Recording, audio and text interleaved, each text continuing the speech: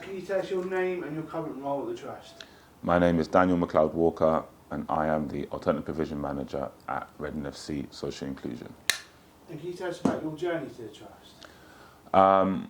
It started when I was 16, 17. I just finished sixth form, was going to college, and I happened to come across a kick session in my local area, Prospect Park, and I got to speak to some of the coaches that were there. Didn't really like football that well because I didn't have a footballing group, but I went to the sessions. They were very fun and engaging, so I stayed. Next thing I knew, I was volunteering, 17, went on to payroll, got my level 1 in coaching, and I've been here ever since, and I've loved every moment of it.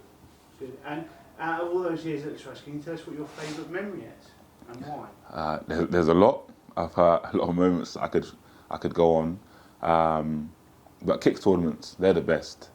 Taking a group of kids who not necessarily know each other or are good at football, and they go to an area to represent their local area in a kicks tournament and bond and get together for the sake of the badge and the kit that they're wearing to try and do well in the tournament, and for their own personal development, going outside their own local area.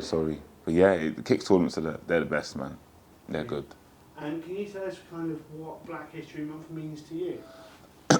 As a youngster growing up, it was understanding who you were, what was around, and then understanding also your identity, the difference in skin tone and colour, and why is it this way and why is it that way.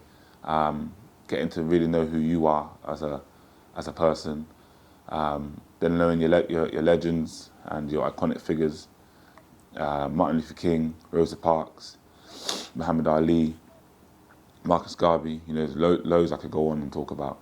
And just knowing who they were and what they did for us and to where we are now and what life looks like as an adult. But as an adult, understanding Black History Month and looking back now, I feel it's a bit of a negative one for me, because I don't feel that it should be a month. All lives are celebrated throughout the whole year.